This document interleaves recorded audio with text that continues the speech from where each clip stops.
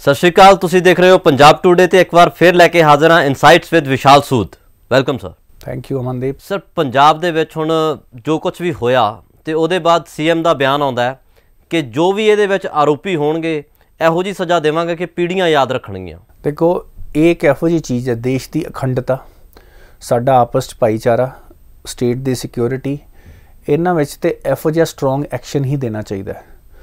तो इस तो पहला भी जो पटियाला च होया या उस तो पहला भी जो एक दो इंसीडेंट्स, सॉफ्ट हैंडलिंग इन्हां दे इशूज़ की नहीं करनी चाहिए। देखो, कोई भी सरकार ऐ तो कह नहीं सकती कि इट्स ओके, जस्टिफाई तो हुंदा ही नहीं है, पर उस तो बाद तुसीं किवें स्ट्रोंगली हैंडल करदे हो, बड़ा इंपॉर्टेंट साइन जाएगा कि तुसीं की चाहते हो। कि तुसीं हुण जिवें पटियाला जो है उहदे मेन एक्यूज़ तो बाद बाकी जिहड़े लोग भी इनवॉल्व सन, उत्थे ਜਿਹੜੇ भी सैपरेटिस्ट मूवमेंट तो इनवॉल्व सन, उन्होंने सारे गिरफ्तार करके उन्होंने स्ट्रोंग एक्शन कितनी FIR हुई। उस तो इलावा इस केस दे विच ऑफकोर्स एक बंदा तो इनवॉल्व होएगा नहीं, जी लड़ी जितों तक जुड़ती है उत्थों तक उन्होंने गिरफ्तारियां करना, उन्होंने स्ट्रोंग एक्शन लेना, तो फ्यूचरली स्ट्रैटजियां बनाना, तो रेडी करना, एक टास्क फोर्स होनी चाहिए है। पंजाब एक इहो जी स्टेट है because of its recent history, अलगाववाद का एक दो दशक ये इंपैक्ट रहा है, उन्हें साडे इकनॉमिक ग्रोथ, साडे माइंडसैट ते बहुत असर पाया है। अज जो पंजाब वापस तरक्की वाल जान दी आपां सोचते पे हैं, राइट, ये लॉ एंड ऑर्डर, ये जिहड़े भी सैपरेटिस्ट मूवमेंट ने जिहड़े इंसरजेंसी क्रिएट करना चाहते हैं साडी स्टेट दे विच, उन्हां नूं बिल्कुल भी बख्शना नहीं चाहिए। तो CM भगवंत मान जी दे उत्ते सारिਆਂ दी नज़र है, तो उम्मीद भी है कि वो जिहड़े सैपरेटिस्ट ने इन्हां ते स्ट्रोंग एक्शन लैणगे। मैं इस तो इलावा सेंट्रल गौरमेंट नूं भी रिक्वेस्ट करूँगा कि वो भी पूरी सपोर्ट देन, क्योंकि यह नैशनल इशू है। It is not an issue just for Punjab. Punjab could be the starting point. तो सानू जिहड़ा भी है, ताकि कोई भी आतंकवाद ना आवे, कोई भी इहो जी इंसरजेंसी साडी स्टेट च क्रिएट ना हो जाए, इहदे च सेंट्रल गौरमेंट की पूरी सपोर्ट सानू स्टेट गौरमेंट नूं देनी चाहिए है। मैं मनण नूं तैयार है कि पहलियां जिहड़ियां भी इत्थे पोलीटिकल पार्टी सन, उन्होंने फाइनैंशियल डिसिपलिन नहीं विखाया, तो उहदे कारण साडे पंजाब दे विच अनएम्पलॉयमेंट, नशा ते सारियां चीज़ां आ गईयां होईयां, करप्शन बहुत वध गई हुई है। अज नवीं स्टेट गौरमेंट नूं, एक नवीं पार्टी नूं एक मौका मिलना चाहिए हुण, स्पैशली जदों, ताकि साडे बच्चे इस अनरस्ट का शिकार ना होण। पंजाब दे बच्चों की क्वालिटी एजुकेशन, क्वालिटी इंपलॉयमेंट, इत्थे किवें इन्वेस्टमेंट लियाई जाए, इस पासे देखो सब तो वड्डी रिस्पोंसिबिलिटी तो स्टेट गौरमेंट की है। वो अपन पॉलिसियां कित्ते फोकस करदियां ने, किस चीज़ से करदियां ने, इस वेले वेखण की लोड़ है। तो जे साडे सारे लोगों को एक इकनॉमिक ग्रोथ, इकनॉमिक पॉजिटिविटी, जो होप नज़र आएगी, अज अनफॉर्चुनेटली पंजाब च साडे यूथ, साडे बच्चे होपलैस हो गए हैं। उन्होंने पंजाब तो कोई उम्मीद नहीं रही। जिहड़ा बच्चा मेहनत करता, हुशियार है, वो बेंगलोर, दिल्ली, हैदराबाद, बॉम्बे जाके नौकरी करता पिया, उन्होंने इत्थे अपॉर्चुनिटी क्यों नहीं मिलदियां पईयां। जिहड़े बच्चे दूजे बच्चे ने जिन्होंने ज़्यादा हैंड होल्डिंग की लोड़ है, साडे स्कूलों की क्वालिटी का म्यार, साडे कॉलेजों की पढ़ाई का म्यार बहुत डाउन हो गया। असी रिलीजन ते पॉलिटिक्स के उत्ते ज़्यादा फोकस्ड हो गए हैं। करप्शन इन्नी ज़्यादा वध गई है कि पुलिस ऑफिसर किन्नी वारी नशा वेचते, किन्ने साडे पुलिस अफसरां ते नशे वेचण का केस चलते पे ने, तो सीनियर अफसर है नहीं कि छोटे मोटे अफसर, तो कुछ फड़े जाते हैं तो बहुत ज़्यादा नहीं फड़े जाते। जो पुलिस ही आप इनवॉल्व होवे, पूरा एक नैक्सस क्राइम का, पुलिस का, पॉलिटिशियन का बनया होवे, तो तुसीं किवें फड़ोगे। सानू इस सारियां जिहड़ियां कुरूतियां साडे समाज पंजाब च आ गई हैं, इन्हां नूं एक बारी जड़ों कड्ढण की लोड़ है। तो आपां उम्मीद करते हैं भगवंत मान अपने इस बयान ते खरे उतरनगे। जिन्हां लोगों ने पंजाब की शांति भंग करने की कोशिश की है, जो भावें वो किसी के बरगलावे चाहन, इट इज़ नो एक्सक्यूज़, भावें इत्थे economic, it is no excuse, उत्ते स्ट्रोंग एक्शन होएगा। तो गौरमेंट नूं भी ना, साडी पंजाब गौरमेंट नूं मेरी सलाह डिफेंसिव होने की लोड़ नहीं है। यह देश का मामला है, ठीक है ना, तुहाडा कल्लिਆਂ का मामला नहीं है, पूरे देश का मामला है। जिवें ऐतकी जो पहला इनिशियल खबर आनियां शुरू हुई कि विस्फोट होया, गौरमेंट वालों पहला न्यूज़ आ रही थी कि शायद वैसे विस्फोट हो गया है, it has nothing to do with separatism, internally कोई एक्सीडेंट ना हो गया होवे। ये एक डिफेंसिव माइंडसैट दिखाता है। डिफेंसिव माइंडसैट यह दिखाता है कि आप गलत साबित नहीं होना। हुण इस करके आंदा क्योंकि तुसीं कई बारी जिहड़ियां अननैसेसरी चीज़ां जो गलत साबित हो जाते हो ना, इत्थे तुसीं बिल्कुल एक्सैप्ट करो हर चीज़ नूं, बिल्कुल पूरी लाइक वो कहते ना कि वॉर फुटिंग ते वेखो, it is kind of a war. ਉਹ ਇੱਕ ਹਿਡਨ ਵਾਰ ਸਾਡਾ ਦੇਸ਼ ਦੂਜਾ ਦੇਸ਼ ਸਾਡੇ ਦੇਸ਼ ਦੇ ਉੱਤੇ ਕਰਨਾ ਚਾਹੁੰਦਾ ਹੈ ਜੀ।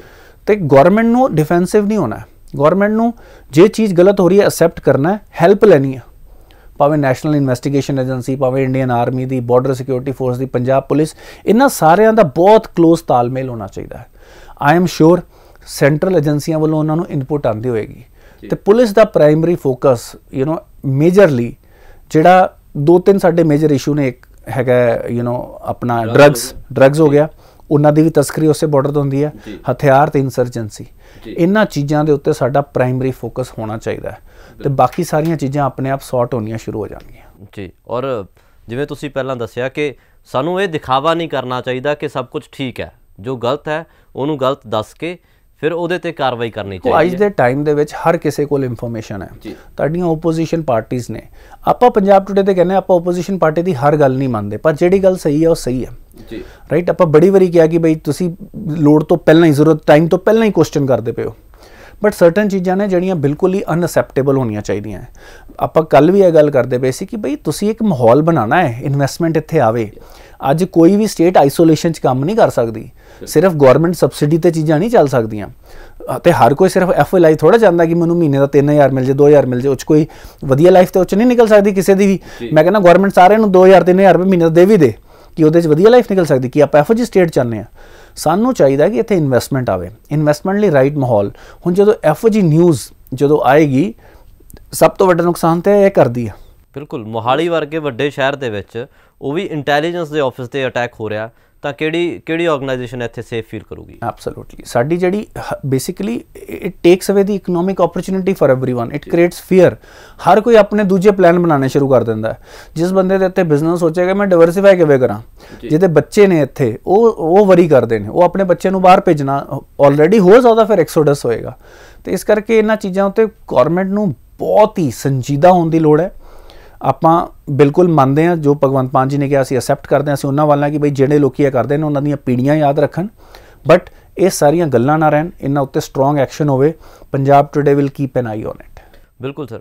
ਇੱਕ ਹਿਮਾਚਲ ਦੇ ਵਿੱਚ ਜੋ ਪਿਛਲੇ ਦਿਨੀ ਹੋਇਆ, ਹਿਮਾਚਲ ਦੀ ਵਿਧਾਨ ਸਭਾ ਤੇ ਫਲੈਗ ਲਗਾਏ ਗਏ, ਖਾਲਿਸਤਾਨ ਦੇ ਝੰਡੇ ਲਗਾਏ ਗਏ ਤੇ ਲਿਖਿਆ ਗਿਆ ਖਾਲਿਸਤਾਨ, ਤੇ ਉਹਦੇ ਵਿੱਚ ਇੱਕ ਗ੍ਰਿਫਤਾਰੀ ਹੋਈ ਹੈ ਪੰਜਾਬ ਦੇ ਮੋਰਿੰਡਾ ਤੋਂ, ਤੇ ਉਹ ਵੀ ਪੰਜਾਬ ਦੇ ਲੋਕ ਹੀ ਇਨਵੋਲਵ ਹੋ ਰਹੇ ਆ, ਉਹਦੇ ਵਿੱਚ ਵੀ ਪੰਜਾਬ ਦਾ ਯੂਥ ਹੀ ਇਹੋ ਜਿਹੇ ਇਨਸੀਡੈਂਟਸ ਦੇ ਵਿੱਚ ਇਨਵੋਲਵ ਹੋ ਰਿਹਾ। ਦੇਖੋ ਇਹ ਕਿਉਂਕਿ ਇਸ ਚੀਜ਼ ਨੂੰ ਇੱਕ ਰਿਲੀਜੀਅਸ ਸੈਂਟੀਮੈਂਟ, ਹਾਲਾਂਕਿ ਇਨਸਰਜੈਂਸੀ ਹੈਗੀ ਆ, ਇਹਨੂੰ ਰਿਲੀਜਨ ਨਾਲ ਜੋੜ ਕੇ ਵੇਖਿਆ ਜਾ ਰਿਹਾ। ਹਿੰਦੂ ਸਿੱਖ ਭਾਈਚਾਰੇ 'ਚ ਫਿਕਰਾ ਪਾਉਣ ਦੀ ਇੱਕ ਕੋਸ਼ਿਸ਼ ਕੀਤੀ ਜਾ ਰਹੀ ਆ। ਤੇ ਮੈਂ ਅੱਗੇ ਵੀ ਕਿਹਾ ਸੀ ਕਿ ਆਫਕੋਰਸ ਜਿਹੜਾ ਵੀ ਬੰਦਾ ਇਨਵੋਲਵਡ ਹੋ ਤੇ ਸਟਰੋਂਗ ਐਕਸ਼ਨ ਹੋਣਾ ਚਾਹੀਦਾ ਹੈ, ਪਰ ਤੁਸੀਂ ਪਹਿਲਾਂ ਉਹੋ ਜਿਹਾ ਮਾਹੌਲ ਹੀ ਕਿਉਂ ਦੇ ਰਹੇ ਹੋ ਜਿਹੜਾ ਦੁਸ਼ਮਣ ਲਈ ਤੁਹਾਡੀ ਆਸਾਨ ਕਰ ਦਿੰਦਾ ਕੰਮ। ਜੇ ਤੁਸੀਂ ਯੂਥ ਨੂੰ ਅਨਇੰਪਲੋਇਡ ਰੱਖਦੇ ਪਏ ਹੋ, ਡਰੱਗਸ ਦੇ ਵਿੱਚ ਪਾ ਕੇ ਰੱਖਦੇ ਪਏ ਹੋ, ਜਿਹੜਾ ਬੰਦਾ ਡਰੱਗਸ ਦੇ ਅੰਦਰ ਹੈ ਉਹ ਕਿਸੇ ਵੀ ਧਰਮ ਦਾ ਹੋਵੇ, ਉਹਦੇ ਕੋਲ ਜੋ ਮਰਜ਼ੀ ਕੰਮ ਕਰਵਾ ਲਓ। ਜੇ ਅੱਜ ਪੰਜਾਬ ਦਾ ਯੂਥ ਹੈ, ਜੇ ਕੋਈ ਹਿਮਾਚਲ ਦਾ ਯੂਥ ਹੁੰਦਾ, ਰਾਈਟ, ਜੇ ਉਹਨੂੰ ਵੀ ਤੁਸੀਂ ਪੈਸੇ ਦੇ ਦਿੰਦੇ, ਉਹਨੂੰ ਕਹਿੰਦੇ ਤੂੰ ਜਾ ਕੇ ਬਸ ਟੰਗ ਕੇ ਆਣਾ, ਤੈਨੂੰ ਪੈਸੇ ਮਿਲਣਗੇ, ਅਗਲਾ ਨਸ਼ੇ ਦੀ ਲੱਤ ਨਾਲ ਬੁਰੀ ਤਰ੍ਹਾਂ ਗ੍ਰਸਤ ਹੈ, ਉਹ ਵੀ ਕਰਕੇ ਆ ਸਕਦਾ ਸੀ, ਰਾਈਟ। ਹੁਣ ਇਸ ਕਰਕੇ ਇਹਨੂੰ ਆਪਾਂ ਇਸ ਤਰ੍ਹਾਂ ਨਹੀਂ ਕਰਨਾ ਕਿ ਇਹ ਪੰਜਾਬ ਦਾ ਹੈ ਜਾਂ ਹਿਮਾਚਲ ਦਾ ਹੈ। ਇਹਨੂੰ ਆਪਾਂ ਇਹ ਵੇਖਣਾ ਕਿ ਬਈ ਆਪਾਂ ਆਪਣੇ ਦੇਸ਼ ਦੇ ਵਿੱਚ ਕਿਵੇਂ ਸੁਖ ਸ਼ਾਂਤੀ ਤੇ ਤਰੱਕੀ ਲੈ ਕੇ ਆਣੀ ਆ। That should be our prime focus. Sir ਹੁਣ ਚੱਲਦੇ ਆ ਨੈਸ਼ਨਲ ਸੈਗਮੈਂਟ ਵੱਲ। ਸੈਡੀਸ਼ਨ ਲਾਅ ਸੀ, ਉਹਨੂੰ ਹੋਲਡ ਤੇ ਕਰ ਦਿੱਤਾ ਗਿਆ। ਦੇਖੋ ਸੁਪਰੀਮ ਕੋਰਟ ਨੇ ਕਿਹਾ ਕਿ ਸੈਡੀਸ਼ਨ ਲਾਅ ਨੂੰ ਹਜੇ ਹੋਲਡ ਤੇ ਰੱਖਿਆ ਜਾਵੇ ਜੀ। ਤੇ basically again sedition law pre independence ਦਾ ਇੱਕ ਲਾਅ ਆ। ਆਪਾਂ ਬੜੀ ਵਾਰੀ ਕਹਿ ਚੁੱਕੇ ਹਾਂ ਕਿ ਇਸ ਲਾਅ ਨੂੰ ਦੁਬਾਰਾ ਕਾਫੀ ਇਹੋ ਜਿਹੇ ਇੰਡੀਅਨ ਪੀਨਲ ਕੋਡ ਦੇ ਲਾਅ ਨੇ ਕਿ ਜਿਹੜੇ ਤੁਸੀਂ ਆਪਣੇ ਦੇਸ਼ ਦੇ ਲੋਕਾਂ ਦੇ ਲਈ ਫੇਅਰ ਨਹੀਂ ਨੇ, ਉਹਦਾ ਗਵਰਨਮੈਂਟ ਕੋਈ ਵੀ ਗਵਰਨਮੈਂਟ ਮਿਸਯੂਜ਼ ਕਰ ਸਕਦੀ ਆ। ਪਹਿਲਾਂ ਤਾਂ ਅੰਗਰੇਜ਼ਾਂ ਦਾ ਰਾਜ ਸੀ, ਉਹਨਾਂ ਨੇ ਤਾਂ ਬਣਾਈ ਮਿਸਯੂਜ਼ ਕਰਨ ਲਈ ਸੀ ਕਿ ਕੋਈ ਵੀ ਆਵਾਜ਼ ਚੁੱਕੇ ਤੇ ਅਸੀਂ ਉਹਨੂੰ ਟੰਗ ਦਈਏ ਜੀ। ਅੱਜ ਜਿਹੜੀ ਆਵਾਜ਼ ਚੁੱਕੀ ਜਾ ਰਹੀ ਉਹ ਦੇਸ਼ ਦੇ ਹਿੱਤ ਲਈ ਹੈ ਨਾ। ਪਹਿਲਾਂ ਜਿਹੜੀ ਆਵਾਜ਼ ਚੁੱਕੀ ਜਾ ਰਹੀ ਸੀ ਉਹ ਕ੍ਰਾਂਤੀਕਾਰੀ ਦੀ ਸੀ, ਉਹ ਸੁਤੰਤਰਤਾ ਸੈਨਾਨੀਆਂ ਦੀ, ਜੋ ਅੰਗਰੇਜ਼ ਸੁਣਨਾ ਨਹੀਂ ਚਾਹੁੰਦੇ ਸੀ ਜੀ। ਅੱਜ ਜਿਹੜੀ ਆਵਾਜ਼ ਹੈਗੀ ਆ ਉਹ ਆਪਣੇ ਦੇਸ਼ ਦੇ ਹਿੱਤ ਲਈ ਸਾਡੇ ਲੋਕੀ ਚੁੱਕਦੇ ਪਏ ਨੇ, ਠੀਕ ਹੈ। ਜੇ ਐਜ਼ ਲੌਂਗ ਐਜ਼ ਉਹਦੇ 'ਚ ਵਾਇਲੈਂਸ ਨਹੀਂ ਹੋ ਰਹੀ ਹੈ, ਰਾਈਟ, ਦੇਸ਼ ਦਾ ਨੁਕਸਾਨ ਨਹੀਂ ਹੋ ਰਿਹਾ, ਉਹਨੂੰ ਸੁਣਨਾ ਪਏਗਾ, ਰਾਈਟ, ਗਵਰਨਮੈਂਟ ਨੂੰ ਸੁਣਨਾ ਪਏਗਾ। ਤੇ ਜੇ ਉਹ ਸਹੀ ਨਹੀਂ ਹੋਏਗੀ ਉਹ ਆਪਣੇ ਆਪ ਰਿਜੈਕਟ ਕਰ ਦਿੱਤੀ ਜਾਏਗੀ, ਲੋਕੀ ਉਹਨੂੰ ਫੋਲੋਅਰ ਨਹੀਂ ਮਿਲਣਗੇ। ਤੇ ਜਿਵੇਂ honourable prime minister Narendra Modi ji ਨੇ ਕਿਹਾ ਸੀ ਕਿ ਆਪਾਂ ਜਿਹੜੇ ਸੈਡੀਸ਼ਨ ਲਾਅ ਨੂੰ ਦੁਬਾਰਾ ਰਿਵਿਊ ਕਰਾਂਗੇ। ਸੁਪਰੀਮ ਕੋਰਟ ਨੇ ਵੀ ਇਸ ਗੱਲ ਤੋਂ ਐਗਰੀ ਕੀਤਾ। ਉਹਨਾਂ ਨੇ ਕਿਹਾ ਕਿ in the meantime it should not be applicable. ਚੰਗਾ ਹੈ, ਬੜੀ ਬੈਡ ਨਿਊਜ਼ ਜਾਂਦੀ ਹੈ ਇੰਡੀਆ ਦੀ ਇਮੇਜ, ਇੱਕ ਪੂਰੀ ਇੱਕ स्ट्रैटेजी बनी हुई है कि इंडिया ਨੂੰ ਕਿਵੇਂ ਬਦਨਾਮ ਕਰਨਾ ਹੈ।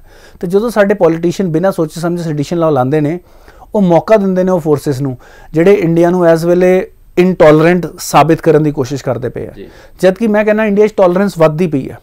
ਅੱਜ ਇੰਨੇ ਲੋਕੀ ਕਿਸੇ ਵੀ ਬਾਰੇ ਫ੍ਰੀਲੀ ਥਰੂ ਸੋਸ਼ਲ ਮੀਡੀਆ ਬੋਲ ਸਕਦੇ ਨੇ, ਇੰਨੇ ਨਿਊਜ਼ ਚੈਨਲ ਆ ਗਏ ਨੇ, no one is telling you what to say, ਠੀਕ ਹੈ ਨਾ। ਤੁਹਾਡੇ ਵਿਊ ਦੀ ਜੇ ਅਸੈਪਟੈਂਸ ਹੋਏਗੀ ਤੇ ਆਪਣੇ ਆਪ ਲੋਕਾਂ 'ਚ ਆਏ, ਲੋਕਾਂ 'ਚ ਇੱਕ ਅਵੇਅਰਨੈਸ ਆ ਰਹੀ ਹੈ। ਤੇ ਇੰਡੀਆ ਨੂੰ ਇਸ ਵੇਲੇ ਐਜ਼ ਅ ਗਲੋਬਲ ਪਾਵਰ ਆਪਣਾ ਇੰਡੀਪੈਂਡੈਂਟ ਮੀਡੀਆ ਕ੍ਰੀਏਟ ਕਰਨਾ ਚਾਹੀਦਾ, ਜਿਹੜਾ ਇੰਡੀਆ ਦੀ ਆਵਾਜ਼ ਪੂਰੀ ਦੁਨੀਆ ਤੱਕ ਲੈ ਕੇ ਜਾਵੇ। ਇੰਡੀਆ ਦੀ ਸਿਰਫ ਇੱਕ ਮਿਲਟਰੀ ਪਾਵਰ ਨਹੀਂ, ਇੱਕ ਸੌਫਟ ਪਾਵਰ ਵੀ ਹੈਗੀ ਆ। ਉਹ ਸੌਫਟ ਪਾਵਰ ਨੂੰ ਕਿਵੇਂ ਮੈਕਸਿਮਮ ਲੀਵਰੇਜ ਕਰਨਾ ਹੈ ਤਾਂ ਕਿ ਜ਼ਿਆਦਾ ਤੋਂ ਜ਼ਿਆਦਾ ਲੋਕੀ ਤੁਹਾਡੇ ਨਾਲ ਐਫੀਲੀਏਟ ਹੋਣ, ਤੁਹਾਡੀ ਜਿਹੜੀ ਸਟੋਰੀ ਦਾ ਪਾਰਟ ਬਣਨ। ਤੇ ਇਹ ਇਸ ਵੇਲੇ ਇੱਕ ਵਧੀਆ ਮੂਵ ਹੈ। ਇਸ ਦੇ ਕਾਰਨ ਸੈਡੀਸ਼ਨ ਲਾਅ ਦੇ ਕਾਰਨ ਸਾਡਾ ਗਲੋਬਲੀ ਕਾਫੀ ਵਾਰੀ ਨਾਮ ਖਰਾਬ ਕਰਨ ਦੀ ਕੋਸ਼ਿਸ਼ ਕੀਤੀ ਜਾਂਦੀ ਹੈ, ਜਦਕਿ ਹੁੰਦਾ ਕੀ ਹੈ ਕਿ ਛੋਟੇ ਮੋਟੇ ਨੇਤਾ ਆਪਣੇ ਪਰਸਨਲ ਬੈਨੀਫਿਟ ਲਈ ਤੇ ਉਹ ਇਹੋ ਜਿਹੇ ਲਾਅ ਅਪਲਾਈ ਕਰ ਦਿੰਦੇ ਨੇ। ਤੇ ਸਾਡੀਆਂ ਜਿਹੜੀਆਂ ਨੈਸ਼ਨਲ ਪੋਲੀਟੀਕਲ ਪਾਰਟੀਆਂ ਨੇ ਉਹਨਾਂ ਨੂੰ ਤੇ ਆਪ ਇੱਕ ਸੈਲਫ ਡਿਸਪਲਿਨ ਹੋਣਾ ਚਾਹੀਦਾ। ਸਿਰਫ ਬੀਜੇਪੀ ਨਹੀਂ, ਈਵਨ ਕਾਂਗਰਸ, ਜਿਹੜੀਆਂ ਵੱਡੀਆਂ ਪੋਲੀਟੀਕਲ ਪਾਰਟੀਆਂ, ਉਹਨਾਂ ਨੂੰ ਪਤਾ ਹੋਣਾ ਚਾਹੀਦਾ ਕਿ ਵੀ ਦੇਸ਼ ਦਾ ਨਾਮ ਜਸਟ ਬਿਕੋਜ਼ ਤੁਹਾਡਾ ਇਸ ਵੇਲੇ ਪੋਲੀਟੀਕਲ ਵਿਊ ਨਹੀਂ ਮਿਲਦਾ ਪਿਆ, ਉਹਦੇ ਕਾਰਨ ਤੁਸੀਂ ਦੇਸ਼ ਦਾ ਨਾਮ ਖਰਾਬ ਨਹੀਂ ਕਰ ਸਕਦੇ। ਯੂ ਕਾਂਟ ਸੇ ਕਿ ਇੰਡੀਆ ਇਨਟੋਲਰੈਂਟ ਹੋ ਗਿਆ ਤੇ ਐਟ ਦੀ ਸੇਮ ਟਾਈਮ ਤੁਸੀਂ ਸਾਰਿਆਂ ਨੂੰ ਗਾਲਾਂ ਵੀ ਕੱਢੀ ਜਾਓ, ਰਾਈਟ। ਜੇ ਇਨਟੋਲਰੈਂਟ ਹੁੰਦਾ ਤਾਂ ਤੁਹਾਨੂੰ ਅਲਾਉ ਨਹੀਂ ਕਰਨਾ ਸੀ। ਤੇ it is very very important ਕਿ ਅਸੀਂ ਦੇਸ਼ ਬਾਰੇ ਕੋਲੈਕਟਿਵਲੀ ਸੋਚੀਏ। ਸਰ, ਇੱਕ ਪਾਸੇ ਜਿੱਥੇ ਇੰਟੋਲਰੈਂਸ ਦੀ ਗੱਲ ਹੋ ਰਹੀ ਹੈ, ਦੂਜੇ ਪਾਸੇ ਇੱਕ ਫਿਲਮ ਆਉਂਦੀ ਹੈ, ਉਸ ਫਿਲਮ ਨੂੰ ਨੈਸ਼ਨਲ ਲੈਵਲ ਦੀ ਚਰਚਾ ਬਣ ਜਾਂਦੀ ਆ। ਉਹ ਸਾਰੇ ਰਾਜਨੀਤਿਕ ਨੇਤਾ ਹੈਗੇ ਆ ਜਿਹੜੇ ਉਹਦੇ 'ਤੇ ਗੱਲ ਕਰਨ ਲੱਗ ਪੈਂਦੇ ਆ। ਅਤੇ ਅੱਜ ਉਹ ਪਤਾ ਲੱਗਦਾ ਕਿ ਤੇ ਸਿੰਗਾਪੁਰ ਵਰਗਾ ਦੇਸ਼ ਉਸ ਫਿਲਮ ਨੂੰ ਬੈਨ ਕਰ ਦਿੰਦਾ ਹੈ, ਦ ਕਸ਼ਮੀਰ ਫਾਈਲਸ। ਅਤੇ ਸਿੰਗਾਪੁਰ ਵਰਗਾ ਦੇਸ਼ ਇਸ ਫਿਲਮ ਨੂੰ ਬੈਨ ਕਰ ਦਿੰਦਾ ਅਤੇ ਕਈ ਲੀਡਰ ਕਹਿ ਰਹੇ ਆ ਕਿ ਇਹ ਪਰਟੀਕੂਲਰ ਕਮਿਊਨਿਟੀ ਦੀ, ਹਿੰਦੂ ਕਮਿਊਨਿਟੀ ਦੀ ਇਨਸਲਟ ਹੈ। ਦੇਖੋ, Singapore has to take its own call. ਆਪਾਂ ਗੱਲ ਕਰਦੇ ਪਏ ਸੀ ਟੋਲਰੈਂਸ ਦੀ, ਫਰੀडम ਆਫ ਸਪੀਚ ਦੀ। ਸਿੰਗਾਪੁਰ ਇੱਕ ਅਮੀਰ ਦੇਸ਼ ਹੈ, ਛੋਟਾ ਦੇਸ਼ ਹੈ, ਪਰ it is not a truly democratic country. ਉੱਥੇ ਇਲੈਕਸ਼ਨ ਹੁੰਦੇ ਨੇ ਪਰ ਇੱਕੋ ਹੀ ਫੈਮਿਲੀ ਦੀ ਪਾਰਟੀ ਜਿੱਤਦੀ ਹੈ। ਇਟਸ ਜਸਟ ਦੈਟ ਉਹਨਾਂ ਨੇ ਆਪਣੇ ਦੇਸ਼ ਦੇ ਲੋਕਾਂ ਲਈ ਕਾਫੀ ਚੰਗਾ ਕੀਤਾ। ਉਹਨਾਂ ਨੇ it is not an insult to our community. ਉਹਨਾਂ ਨੇ ਆਪਣੇ ਹਿਸਾਬ ਨਾਲ ਡਿਸੀਜਨ ਲੈਣਾ। ਵਟ ਦੇ ਵਾਂਟ ਇਜ਼ ਡਿਸਿਪਲਿਨ। ਵਟ ਦੇ ਵਾਂਟ ਇਜ਼ ਉੱਥੇ Diwali is a national holiday. Singapore 'ਚ ਦੀਵਾਲੀ ਇੱਕ ਨੈਸ਼ਨਲ ਹੌਲੀਡੇ ਵਾਂਗੂ ਮਨਾਈ ਜਾਂਦੀ ਹੈ ਹਰ ਸਾਲ। ਤੇ it is not about their intolerance. ਇਹ ਉਹਨਾਂ ਦਾ ਇੱਕ ਸੋਵਰਨ ਤੇ ਇੰਡੀਪੈਂਡੈਂਟ ਡਿਸੀਜਨ ਹੈ ਕਿ ਵੀ ਜੇ ਕਿਸੇ ਕਿਸੇ ਵੀ ਫਿਲਮ ਦੇ ਕਾਰਨ ਉਹਨਾਂ ਨੂੰ ਲੱਗਦਾ ਹੈ ਕਿ ਬਈ ਸਾਡੇ ਲੋਕੀ ਵਿਚਲਿਤ ਹੋਣਗੇ ਜਾਂ ਉਹਨੂੰ ਅਸੈਪਟ ਨਹੀਂ ਕਰਨਗੇ, it is there call. But ਮੈਨੂੰ ਇਹ ਲੱਗਦਾ ਹੈ ਕਿ ਕੋਈ ਵੀ ਜਿਹੜਾ ਇੱਕ ਫਰੀडम ਆਫ ਐਕਸਪ੍ਰੈਸ਼ਨ ਹੈ ਹੋਣੀ ਚਾਹੀਦੀ ਹੈ। ਹੁਣ ਆਪਾਂ ਆਪਣੀ એનર્ਜੀ ਇਸ 'ਤੇ ਵੀ ਵੇਸਟ ਕਰ ਸਕਦੇ ਹਾਂ ਕਿ ਬਈ ਸਿੰਗਾਪੁਰ ਨੇ ਬੈਨ ਕਰਤਾ, ਸਿੰਗਾਪੁਰ 'ਚ ਫਰੀडम ਆਫ ਸਪੀਚ ਨਹੀਂ ਹੈ। That is not our problem right now. Singapore 'ਚ ਫਰੀडम ਆਫ ਸਪੀਚ ਨਹੀਂ ਹੈ, ਸਾਰੇ ਜਾਣਦੇ ਨੇ। It's not a truly democratic country, right. ਤੇ ਆਫ ਕੋਰਸ ਆਪਾਂ ਹੁਣ ਹਰ ਚੀਜ਼ ਨੂੰ ਆਪਾਂ ਇਸ਼ੂ ਬਣਾਈ ਜਾਈਏ, ਰਾਈਟ। ਇੱਕ ਫਿਲਮ ਨੇ ਇੱਕ ਸਰਟਨ ਇਨਸੀਡੈਂਟਸ ਪੋਰਟਰੇ ਕੀਤੇ ਨੇ and we should leave it to the judgement of people. ਜਿਹੜੇ ਲੋਕੀ ਇਸ ਫਿਲਮ ਦੇ ਖਿਲਾਫ ਇੰਨੀ ਆਵਾਜ਼ ਉਠਾ ਰਹੇ ਨੇ ਕਿ ਵੀ ਇਹ ਫਿਲਮ ਤੇ ਇੱਕ ਨੈਰੇਟਿਵ ਸੈੱਟ ਕਰਦੀ ਪਈ ਆ, ਰਾਈਟ, ਉਹਨਾਂ ਲੋਕਾਂ ਨੂੰ ਵੀ ਆਪਣਾ ਮਾਈਂਡ ਓਪਨ ਰੱਖਣਾ ਚਾਹੀਦਾ। You have a counter narrative, you say that, right? It is freedom of expression for everyone. So every side of the story should be told. every ਇੱਕ ideal scenario ਹੋ ਸਕਦਾ ਜਿੱਥੇ freedom of speech ਹੋਵੇ। ਤੇ primary focus ਸਾਡਾ ਉਹਨਾਂ ਚੀਜ਼ਾਂ ਤੇ ਜਾਣਾ ਚਾਹੀਦਾ ਜਿਨ੍ਹਾਂ ਤੇ ਗੱਲ ਕਰਨੀ ਬਣਦੀ ਹੈ, ਜੋ ਜ਼ਰੂਰੀ ਮੁੱਦੇ ਆ। ਬਿਲਕੁਲ। ਦੇਖੋ, ਜੇ ਆਪਾਂ, ਮੈਂ ਨਹੀਂ ਕਹਿ ਰਿਹਾ whatever happened in Kashmir it should be looked into, right, ਕਿ ਬਈ ਆਪਾਂ ਇੱਕ ਇੰਨਾ ਵੱਡਾ ਟ੍ਰੈਜੇਡੀ ਇਗਨੋਰ ਨਹੀਂ ਕਰ ਸਕਦੇ। ਬਿਲਕੁਲ।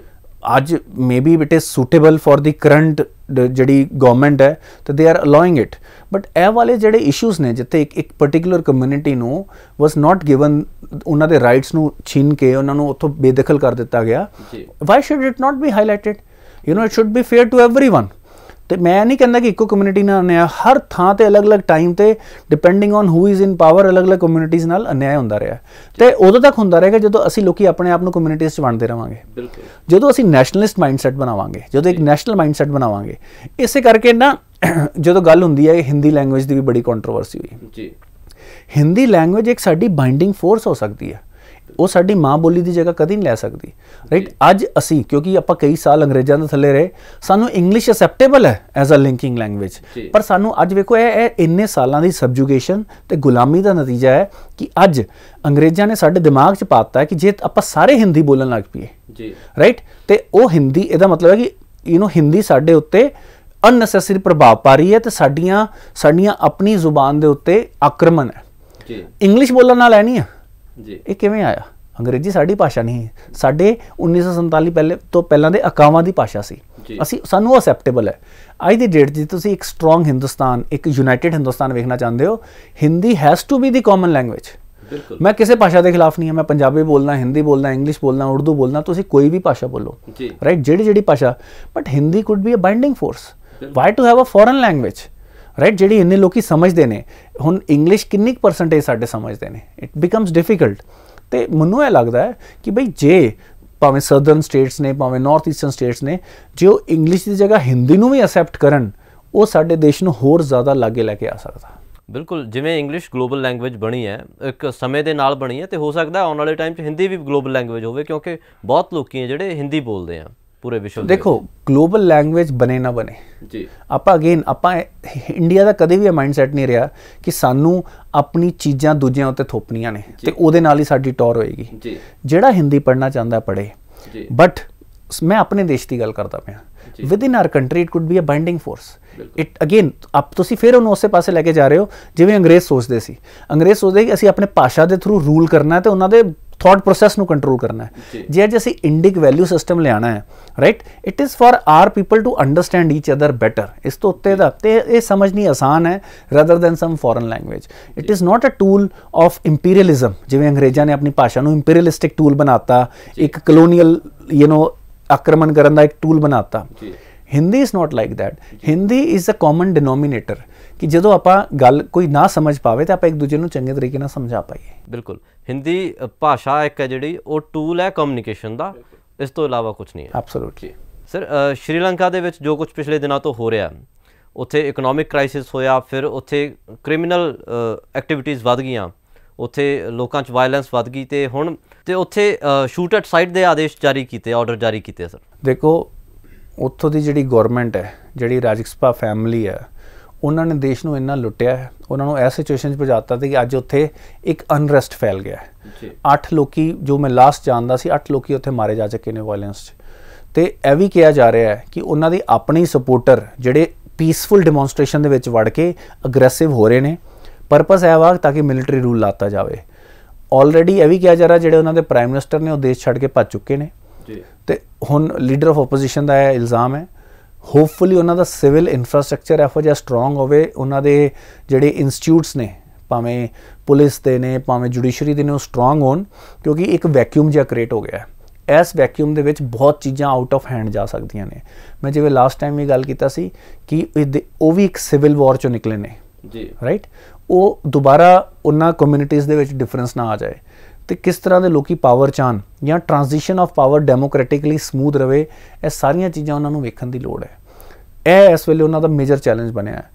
ਉਸ ਤੋਂ ਇਲਾਵਾ unfortunately they are import dependent country. ਉਹਨਾਂ ਦਾ ਖਾਣਾ, ਉਹਨਾਂ ਦਾ ਆਇਲ, ਉਹਨਾਂ ਦੀ ਸਾਰੀਆਂ ਚੀਜ਼ਾਂ ਫੋਰਨ ਤੋਂ ਆਉਂਦੀਆਂ ਨੇ, ਮੈਡੀਸਿਨ, ਸਾਰਾ ਕੁਝ ਬਾਹਰੋਂ ਆਉਂਦਾ ਹੈ। ਈਵਨ ਪੇਪਰ, ਲਾਸਟ ਟਾਈਮ ਖਬਰ ਆਈ ਸੀ ਕਿ ਉਹਨਾਂ ਨੂੰ ਆਪਣੇ ਐਗਜ਼ਾਮ ਕੈਂਸਲ ਕਰਨੇ ਪਏ। ਹੁਣ ਜਦੋਂ ਡੇਲੀ ਨੀਡਸ ਦੀ ਕਮੀ ਆਉਂਦੀ ਹੈ ਤੇ ਲੋਕਾਂ ਦੇ ਵਿੱਚ ਇੱਕ ਆਕਰੋਸ਼ ਆਉਂਦਾ ਹੀ ਆਉਂਦਾ ਹੈ। ਜੇ ਉਹ ਹੱਦ ਤੋਂ ਵੱਧ ਹੋ ਗਿਆ ਤੇ ਸ਼੍ਰੀਲੰਕਾ ਵਰਗੇ ਦੇਸ਼ ਲਈ ਇੱਕ ਬਹੁਤ ਵੱਡੀ ਪ੍ਰੋਬਲਮ ਬਣ ਸਕਦਾ ਹੈ। ਤੇ ਇਸ ਕਰਕੇ ਇੱਕ ਪ੍ਰੋਪਰ ਸਿਸਟਮ ਦੇ ਥਰੂ ਕਿਵੇਂ ਪੂਰਾ ਲਾਅ ਐਂਡ ਆਰਡਰ ਖਰਾਬ ਨਾ ਹੋਵੇ, ਇਹ ਵੇਖਣ ਦੀ ਲੋੜ ਹੈ। ਤੇ ਗੌਰਮੈਂਟ ਨੂੰ ਇਸ ਵੇਲੇ ਭੱਜ ਕੇ, ਜਿਹੜੀ ਫੈਮਿਲੀ ਨੇ ਕਰਪਸ਼ਨ ਕੀਤੀ ਹੈ, ਉਹ ਭੱਜ ਕੇ ਦੇਸ਼ ਨੂੰ ਹੋਰ ਮੁਸ਼ਕਿਲ 'ਚ ਪਾ ਰਹੇ ਨੇ। ਹੁਣ certain of course emergency initiatives ਤੇ ਲੈਣੇ ਹੀ ਪੈਣਗੇ ਤੇ ਲੈਟਸ ਸੀ। ਹੋਪਫੁਲੀ ਸ਼੍ਰੀਲੰਕਾ ਦੇ ਲੋਕੀ ਬਹੁਤ ਹੀ ਵਧੀਆ ਲੋਕੀ ਹੁੰਦੇ ਨੇ, ਖੁੱਲ੍ਹ ਦਿਲ ਵਾਲੇ ਲੋਕ ਹੁੰਦੇ ਨੇ। ਆਈ ਹੋਪ ਉਹ ਇਸ ਕ੍ਰਾਈਸਿਸ ਤੋਂ ਵਧੀਆ ਤਰੀਕੇ ਨਾਲ ਨਿਕਲ ਪਾਉਣ। ਸਰ, ਇਹ ਵੀ ਖਬਰ ਸੁਣਨ ਨੂੰ ਮਿਲੀ ਹੈ ਕਿ ਉੱਥੋਂ ਦੇ ਲੋਕ 2-2 ਲੱਖ ਰੁਪਇਆ ਖਰਚ ਕਰਕੇ ਇੰਡੀਆ 'ਚ ਇਲੀਗਲੀ ਤਰੀਕੇ ਨਾਲ ਇੰਡੀਆ 'ਚ ਆਉਣ ਦੀ ਕੋਸ਼ਿਸ਼ ਕਰ ਰਹੇ ਆ। ਇਹ ਬਿਲਕੁਲ ਇਹ ਖਬਰਾਂ ਕਾਫੀ ਥਾਂ ਤੋਂ ਇਹ ਖਬਰਾਂ ਆ ਰਹੀਆਂ ਨੇ ਕਿ ਸ਼੍ਰੀਲੰਕਾ ਦੇ ਕੁਝ ਲੋਕੀ ਪੈਸੇ ਖਰਚ ਕਰਕੇ ਇਲੀਗਲੀ ਇੰਡੀਆ 'ਚ ਮਾਈਗ੍ਰੇਟ ਕਰਨ ਦੀ ਕੋਸ਼ਿਸ਼ ਕਰ ਰਹੇ ਨੇ। ਇਸ ਚੀਜ਼ ਦਾ ਸਾਡੀ ਬਾਰਡਰ ਫੋਰਸਿਸ ਨੂੰ ਧਿਆਨ ਰੱਖਣਾ ਚਾਹੀਦਾ ਹੈ ਕਿ ਇਹ ਇਲੀਗਲ ਇਮੀਗ੍ਰੇਸ਼ਨ ਨਾ ਹੋਵੇ, but at the same time India ਦੇ ਲੋਕਾਂ ਵੱਲੋਂ ਤੇ ਇੰਡੀਆ ਦੀ ਗਵਰਨਮੈਂਟ ਵੱਲੋਂ ਜੋ ਵੀ ਬਨ ਹੁੰਦਾ ਹੈ, because it has become a humanitarian crisis also, ਉੱਥੇ ਜੋ ਸਪੋਰਟ ਅਸੀਂ ਕਰ ਸਕਦੇ ਹਾਂ ਕਰੀਏ। ਤੇ ਇੰਡੀਆ ਲਈ ਇੱਕ ਜੀਓਪੋਲੀਟੀਕਲ ਇਸ਼ੂ ਵੀ ਹੈ, ਕਿਉਂਕਿ ਆਲਰੇਡੀ ਚਾਈਨਾ ਨੇ ਕੋਸ਼ਿਸ਼ ਕੀਤੀ ਆ ਕਿ ਸ਼੍ਰੀਲੰਕਾ ਨੂੰ ਇੰਡੀਆ ਤੋਂ ਹਟਾ ਕੇ ਆਪਣੇ ਆਰਬਿਟ ਆਫ ਇਨਫਲੂਐਂਸ 'ਚ ਲਿਆਉਣ ਦੀ। ਇੰਡੀਆ ਨੂੰ ਇਸ ਮੌਕੇ ਤੇ ਬਹੁਤ ਨਜ਼ਰ ਰੱਖਣ ਦੇ, ਆਈ ਐਮ ਸ਼ੋਰ ਕਿ ਜਿਹੜੇ ਸਾਡੀਆਂ ਐਕਸਟਰਨਲ ਅਫੇਅਰ ਮਿਨਿਸਟਰੀ ਹੈ ਜਾਂ ਸਾਡੀਆਂ ਜਿਹੜੀਆਂ ਸਿਕਿਉਰਿਟੀ ਏਜੰਸੀਆਂ ਨੇ ਜਿਹੜਾ ਇੰਟਰਨੈਸ਼ਨਲ ਲੈਵਲ ਦੇ ਕੰਮ ਵੇਖਦੀਆਂ ਨੇ, ਉਹ ਇਸ ਵੇਲੇ ਧਿਆਨ ਰੱਖ ਰਹੀਆਂ ਨੇ ਕਿ ਉਹਨਾਂ ਦੇ ਕੀ ਅਸੈਟ, ਉਹਨਾਂ ਦੇ ਕੀ ਪੋਲੀਟੀਸ਼ੀਅਨ ਇਸ ਵੇਲੇ ਚਾਈਨਾ ਦੇ ਨਾਲ ਨਾ ਜ਼ਿਆਦਾ ਗੱਠਜੋੜ ਕਰਨ ਤੇ ਜਿਹੜੀ ਨਵੀਂ ਗਵਰਨਮੈਂਟ ਬਣੇ ਉਹ ਇੰਡੀਆ ਦੇ ਸਪੋਰਟ ਵਿੱਚ ਬਣੇ। ਸਰ ਇਸੇ ਤਰ੍ਹਾਂ ਇੱਕ ਖਬਰ ਆਉਂਦੀ ਹੈ ਕਿ ਯੂਐਸ ਇੰਟੈਲੀਜੈਂਸ ਏਜੰਸੀਜ਼ ਹੈ ਜੋ ਉਹ ਕਹਿੰਦੇ हैं कि इंडिया और चाइना का रिलेशन है जो वो तनावपूर्ण ही रहेगा, बनया रहेगा लंबे समय तक। देखो हजे तक तो ऐसा ही लगता राइट, है लाइक स्टेटिंग दी ऑबवियस कि तुसी यू नो ये तो काफ़ी ऑबवियस जी गल है, क्योंकि ये ਜਿਹੜੇ ਰਿਲੇਸ਼ਨ ਨੇ ਸੁਧਰਦੇ ਵੀ ਹੌਲੀ ਹੌਲੀ ਨੇ ਤੇ ਇਹਨਾਂ ਵਿੱਚ ਜਦੋਂ ਆਲਰੇਡੀ ਤਣਾਅ ਹੋਵੇ ਉਹਨਾਂ ਨੂੰ ਸਹੀ ਡਾਇਰੈਕਸ਼ਨ 'ਚ ਤੇ ਬਹੁਤ ਹੌਲੀ ਹੌਲੀ ਲੈ ਕੇ ਜਾਣਾ ਪੈਂਦਾ, ਪਰ ਉਲਟੀ ਡਾਇਰੈਕਸ਼ਨ 'ਚ ਬੜੀ ਛੇਤੀ ਜਾ ਸਕਦੇ ਨੇ। ਤੇ ਇਹ ਇੰਡੀਆ ਤੇ ਚਾਈਨਾ ਦੇ ਲੋਕਾਂ ਨੂੰ ਤੇ ਗਵਰਨਮੈਂਟਸ ਨੂੰ ਵੀ ਸੋਚਣ ਦੀ ਲੋੜ ਹੈ ਕਿ ਕੀ ਸਾਨੂੰ ਬੈਨੀਫਿਟ ਹੁੰਦਾ ਹੈ ਤਣਾਅ ਰੱਖ ਕੇ, ਅਸੀਂ ਕਿਹੋ ਜਿਹੀਆਂ ਸਟ੍ਰੈਟਜੀਜ਼ ਜਾਂ ਫੋਰਨ ਪੋਲਿਸੀਜ਼ ਬਣਾ ਸਕਦੇ ਨੇ।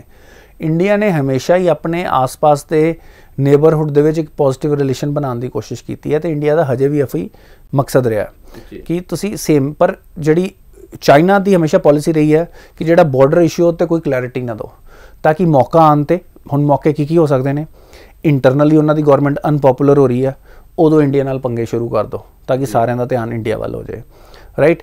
ਹੁਣ ਉਹਨਾਂ ਦੇ ਕੋਈ ਜੀਓਪੋਲੀਟੀਕਲ ਐਸ ਇੰਡੀਆ ਜ਼ਿਆਦਾ ਸਟਰੋਂਗ ਹੋ ਰਿਹਾ, ਇੰਡੀਆ ਨੂੰ ਤੁਸੀਂ ਪਿੱਛੇ ਖਿੱਚਣਾ, ਇਸ ਚੀਜ਼ ਦਾ ਬੈਨੀਫਿਟ ਚੁੱਕ ਲਓ। ਤੇ ਉਹ ਇਹਨਾਂ ਇਹ ਮੁੱਦਿਆਂ ਨੂੰ ਜਿਹੜੀ ਉਹਨਾਂ ਦੀ ਗਵਰਨਮੈਂਟ ਹੈ, ਕਿਉਂਕਿ ਉਹ ਡੈਮੋਕ੍ਰੈਟਿਕਲੀ ਇਲੈਕਟਿਡ ਗਵਰਨਮੈਂਟ ਨਹੀਂ ਹੈ, ਇਹੋ ਜਿਹੇ ਮੁੱਦੇ ਆਪਣੇ ਹੱਥ ਵਿੱਚ ਰੱਖਦੀ ਹੈ ਤਾਂ ਉਹ ਕਦੀ ਵੀ ਇਹ ਬਾਰਡਰ ਇਸ਼ੂ ਨੂੰ ਸੌਰਟ ਕਰਨਾ ਨਹੀਂ ਚਾਹੁੰਦੇ। But at the same time growth ਲਈ ਇੰਡੀਆ ਤੇ ਚਾਈਨਾ ਇਸ ਵੇਲੇ ਇਸ ਰੀਜਨ ਦੀਆਂ ਸਭ ਤੋਂ ਵੱਡੀਆਂ ਸੁਪਰ ਪਾਵਰਸ ਨੇ ਤੇ ਜੇ ਇਹਨਾਂ ਦਾ ਆਪਸ 'ਚ ਤਣਾਅ ਰਿਹਾ it will be a cost to both the nations. ਤੇ ਇੰਡੀਆ ਨੂੰ ਇਸ ਵੇਲੇ ਤੇ ਚਾਈਨਾ ਨੂੰ ਇਸ ਵੇਲੇ ਧਿਆਨ ਰੱਖਣ ਦੀ ਲੋੜ ਹੈ। ਆਫ ਕੋਰਸ ਇੰਡੀਆ ਨੂੰ ਆਪਣੀ ਜਿਹੜੀ ਸਾਡੀ ਡੈਮੋਕ੍ਰੈਟਿਕ ਵੈਲਿਊਜ਼ ਹੈ ਉਹਦੇ ਬੇਸਿਸ ਤੇ ਸਰਟਨ ਕੰਟਰੀਜ਼ ਨਾਲ ਅਲਾਈਅੰਸ ਕਰਨੀ ਹੈ, ਆਪਣੇ ਨੇਬਰਹੁੱਡ ਨੂੰ, ਆਪਣੇ ਟ੍ਰੇਡ ਰੂਟਸ ਨੂੰ ਸਿਕਿਉਰ ਕਰਨਾ ਹੈ, ਆਪਣੀ ਜਿਹੜੀ ਡਿਪੈਂਡੈਂਸੀ ਚਾਈਨਾ ਦੇ ਕਾਫੀ ਚੀਜ਼ਾਂ ਤੇ ਹੋ ਗਈ। ਹੁਣ ਇੰਨੀ ਮਹਿੰਗਾਈ ਵੱਧਦੀ ਪਈ, ਇਨਫਲੇਸ਼ਨ ਵਧਣ ਦਾ ਇੱਕ ਰੀਜ਼ਨ ਇਹ ਵੀ ਹੈ ਨਾ ਕਿ ਫਰੀਟਸ ਵੱਧ ਗਏ, ਸਾਰਾ ਸਮਾਨ ਤਾਂ ਚਾਈਨਾ ਤੋਂ ਆਉਂਦਾ, ਚਾਈਨਾ ਨੇ ਆਪਣੇ ਰੇਟ ਵਧਾ ਦਿੱਤੇ। ਹੁਣੀ ਚਾਈਨਾ ਦੀਆਂ ਕੁਝ ਕੰਪਨੀਆਂ ਫਾਈਨੈਂਸ਼ੀਅਲ ਇਰੈਗੂਲੈਰਿਟੀਜ਼ 'ਚ ਵੀ ਫੜੀਆਂ ਜਾ ਰਹੀਆਂ ਨੇ, ਮੇਜਰ ਕੰਪਨੀਜ਼। ਤੇ ਇੰਡੀਆ ਨੂੰ ਆਪਣੀ ਸੈਲਫ ਡਿਪੈਂਡੈਂਸ ਇਸ ਵੇਲੇ ਬਣਾਉਣ ਦੀ ਲੋੜ ਹੈ। ਬਟ ਇਹ ਤਣਾਅਪੂਰਨ ਹਮੇਸ਼ਾ ਰਹੇਗਾ ਇਹ ਕੋਈ ਨਹੀਂ ਕਹਿ ਸਕਦਾ, ਪਰ ਅਗਲੇ ਕੁਝ ਸਾਲਾਂ ਤੱਕ ਤੇ ਇਹ ਸਿਚੁਏਸ਼ਨ ਇਸ ਤਰ੍ਹਾਂ ਹੀ ਰਹੇਗੀ। ਪਰ ਇਹ ਲੱਗਦਾ ਕਿ ਦੋਨੋਂ ਕੰਟਰੀਜ਼ ਨੂੰ ਬਾਰਡਰ ਤੋਂ ਧਿਆਨ ਹਟਾ ਕੇ ਕੀ ਇਸ਼ੂਜ਼ ਤੇ ਕੰਮ ਕਰਨਾ ਚਾਹੀਦਾ। ਦੇਖੋ ਇੰਡੀਆ ਨੂੰ ਬੜਾ ਕਲੀਅਰ ਹੋਣਾ ਚਾਹੀਦਾ ਕਿ ਸਭ ਤੋਂ ਪਹਿਲਾਂ ਜੋ ਬਾਰਡਰ ਦਾ ਸਟੇਟਸ ਪਹਿਲਾਂ ਸੀ ਉੱਤੇ ਚਾਈਨਾ ਆਵੇ। ਇੰਡੀਆ ਨੂੰ ਆਪਣੀ ਸ਼ਰਤ ਤੋਂ ਨਹੀਂ ਹਟਣਾ ਚਾਹੀਦਾ। Why should we agree on other things. China ਵੀ ਇਹੋ ਚਾਹੇਗਾ ਕਿ ਆਪਾਂ ਟ੍ਰੇਡ ਵੀ ਕਰਦੇ ਰਹੀਏ ਤੇ ਇੱਥੇ ਵੀ ਆਪਾਂ ਪੰਗੇ ਕਰਦੇ ਰਹੀਏ। India should not allow that. India ਦੇ ਜਵਾਨਾਂ ਨੇ, ਇੰਡੀਆ ਦੀ ਗੌਰਮੈਂਟ ਨੇ ਜੋ 1-2 ਸਾਲਾਂ 'ਚ ਜਿਵੇਂ ਚਾਈਨਾ ਨੂੰ ਹੈਂਡਲ ਕੀਤਾ ਹੈ ਉਹ ਕਾਬਿਲੇ ਤਾਰੀਫ ਹੈ, ਰਾਈਟ। ਇੰਡੀਆ ਨੂੰ ਇਨਸ਼ੋਰ ਕਰਨਾ ਚਾਹੀਦਾ ਕਿ ਚਾਈਨਾ ਦੇ ਮਨ 'ਚ ਡਰ ਹੋਵੇ ਕਿ India is not a soft nation anymore, India will respond very hard. ਇਹ ਮੈਸੇਜ ਉਹਨਾਂ ਤੱਕ ਜਾ ਚੁੱਕਾ ਹੈ ਤੇ ਜੋ ਸਾਡੀ ਗੌਰਮੈਂਟ ਦੀ ਸ਼ਰਤ ਹੈ ਕਿ ਵੀ ਉੱਥੋਂ ਟਰੂਪਸ ਹਟਾਏ ਜਾਣ, ਉਹ ਉਸ ਤਰ੍ਹਾਂ ਹੀ ਰਹਿਣੀ ਚਾਹੀਦੀ ਹੈ। ਇੰਡੀਆ ਨੂੰ ਆਪਣਾ ਬਾਰਡਰ ਇਨਫਰਾਸਟਰਕਚਰ ਦੇਖੋ ਸਟਰੋਂਗ ਕਰ ਲੈਣਾ ਚਾਹੀਦਾ ਹੈ।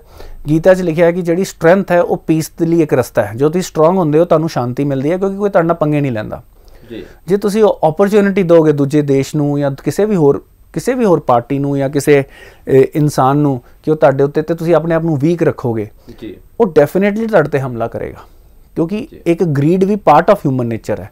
ਹਰ ਕੋਈ ਆਈਡੀਅਲ ਨਹੀਂ ਹੋ ਸਕਦਾ ਤੇ ਇਸ ਕਰਕੇ ਆਪਣੀ ਸਟਰੈਂਥ ਬਣਾਉਣਾ, ਆਪਣਾ ਬਾਰਡਰ ਇਨਫਰਾਸਟਰਕਚਰ, ਉਹਦੇ ਲਈ ਜੋ ਵੀ ਡਿਫੈਂਸ ਜਾਂ ਸਿਸਟਮਸ ਦੀ ਲੋੜ ਹੈ ਉਹ ਆਪਣੇ ਕੋਲ ਰੈਡੀ ਰੱਖਣਾ ਇਸ ਵੇਲੇ ਇੰਡੀਆ ਦੀ ਟੌਪ ਪ੍ਰਾਇੋਰਟੀ ਹੋਣੀ ਚਾਹੀਦੀ ਹੈ। ਸ਼ੁਕਰੀਆ ਸਰ। ਇਸ ਤਰ੍ਹਾਂ ਦੀਆਂ ਹੋਰ ਮੀਨਿੰਗਫੁਲ ਇਨਸਾਈਟਸ ਦੇ ਲਈ ਵੇਖਦੇ ਰਹੋ ਪੰਜਾਬ ਟੂਡੇ। ਸਤਿ ਸ਼੍ਰੀ ਅਕਾਲ।